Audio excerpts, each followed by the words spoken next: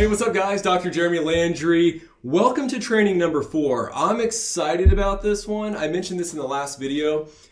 The reason why we have such significant weight loss with our patients and then long-term sustainable weight loss is because we teach them how to follow the 80-20 principle, otherwise known as the Pareto principle. And you can apply the 80-20 principle to multiple areas of your life. However, for weight loss, it's been around for a very, very long time.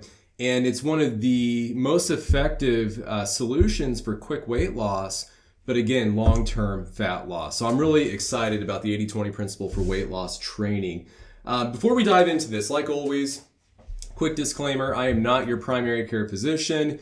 My advice does not take the place of your primary care doctor or any of the doctors that you're working with. My videos, trainings are for entertainment purposes only. I encourage you to take what you're learning from the trainings, run it by your doctor, get their advice on what to do, and then kind of go from there. So again, my advice does not take the place of your regular doctor. So what is the 80-20 principle? I put this quick 2 paragraphs together. The 80-20 principle in weight loss suggests that 80% of your weight loss results come from 20% of your efforts. This means that by focusing on making healthy choices for the majority of the time, so just say 80% of the time, and allowing for some indulgences or less healthy choices 20% of the time, you can still achieve your weight loss goals. The idea is not to be perfect with your eating habits, but rather to aim for consistency and balance. So adopting 80-20 approach to the healthy eating allows you to enjoy your favorite foods and treats in moderation while still losing weight in a sustainable way. This approach can reduce the feelings of deprivation and help prevent overeating, leading to long-term success in weight management. In the first training, I spoke about Mark Hobb with Kansas State University, and he did that junk food diet for 10 weeks, yet he stayed at 1,800 calories or below, and he lost 27 pounds in 10 weeks, eating nothing but Twinkies and Hostess cakes. And what that shows you is that you don't have to be perfect in order to lose weight. Now, to be healthy, you want to go for more healthy foods, and that's what we've been talking about. But with the 80-20 principle, in the back of your mind, you know you can still enjoy some of those indulgences in life. So maybe it's a little bit of alcohol, it's chocolate, sweets, birthday cake.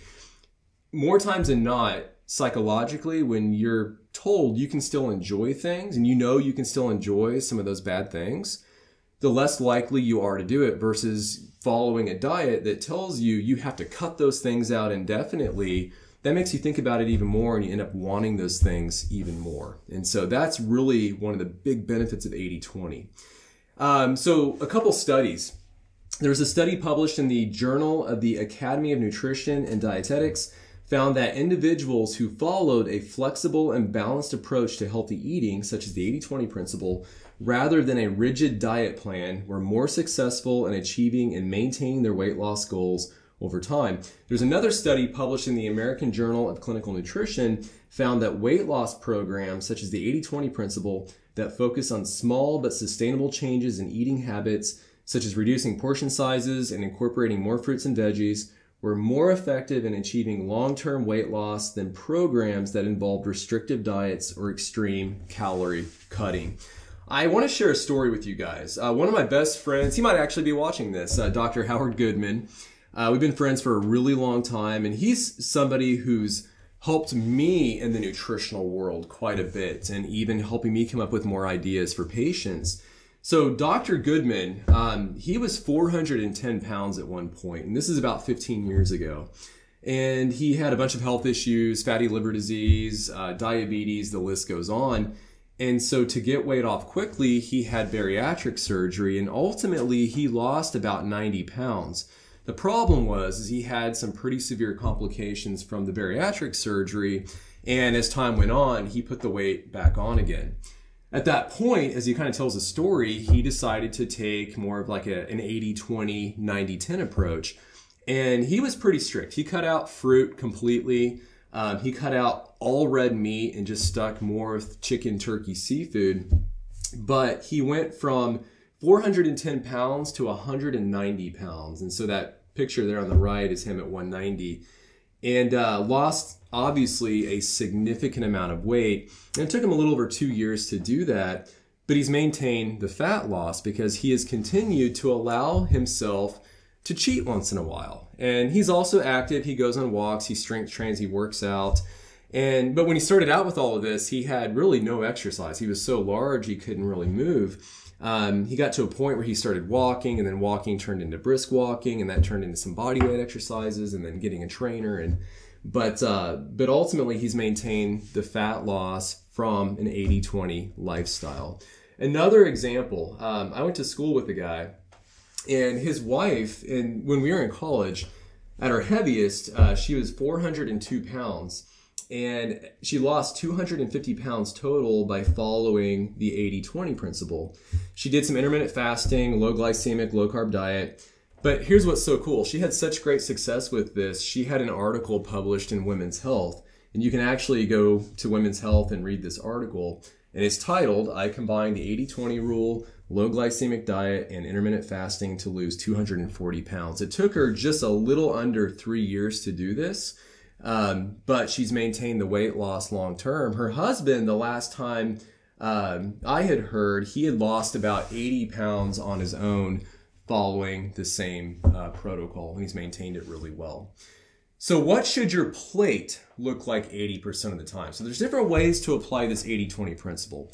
You can look at it from the perspective of not messing up 80% of the time and then messing up 20% of the time. But then you can just look at your plate and say, 80% of the time, I'm going to have these 5 things on there. Or I should really say these 4 things. Lean protein. Again, vegetarians, vegans, a little harder I have found to get vegetarians and vegans to lose body fat because of the low muscle mass content. If you're a vegetarian or a vegan, please, maybe throw some protein shakes in there. Eat a significant amount of veggies to get some of the plant protein. But the protein is going to help you feel full and satisfied. It's going to help reduce overall calorie intake and prevent overeating. Additionally, protein requires more energy to digest and metabolize than carbohydrates and fats, which means that your body burns more calories when processing protein. Lean protein sources such as chicken, fish, turkey, beans, and legumes are also low in calories and fat, making them a great option for weight loss. Minimize the red meat, minimize the pork, the lamb, anytime that you're trying to lose body fat. Red meat does have some health benefits, but at the end of the day, I would stick more with your chicken, turkey, seafood. So the other thing to always have on your plate, 80% of the time, veggies. Go crazy with your veggies. They're so low in calories, so high in nutritional content. You're really not going to hurt yourself with them. There are veggies that are more starchy than others, corn, white potatoes. Limit those. Try to stay away from them. Some can be a little higher with sugar values. I wouldn't get too hung up on that.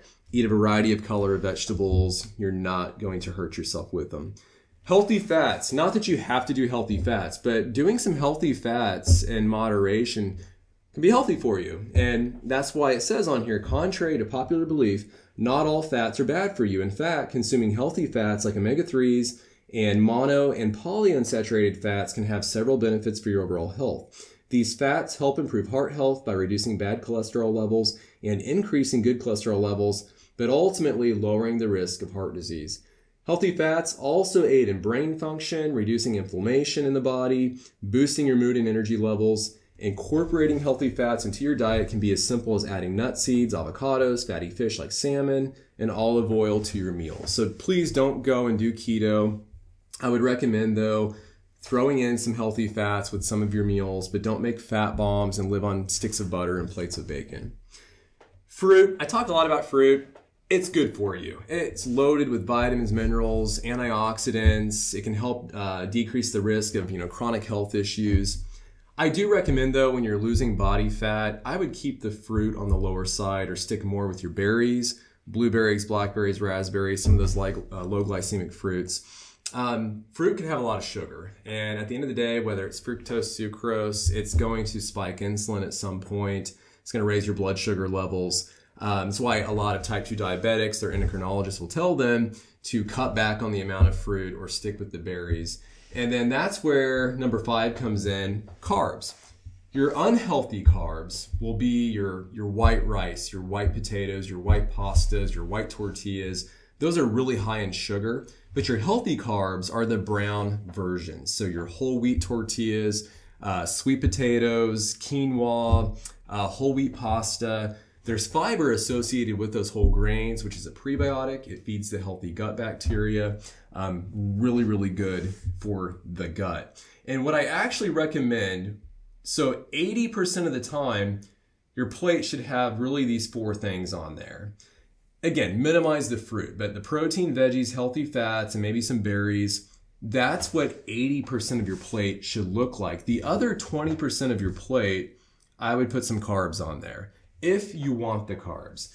You want to go low carb. What you don't want is 80% of your plate healthy carbs, and then maybe the other 20% of your plate you have a meatball or a stick of celery.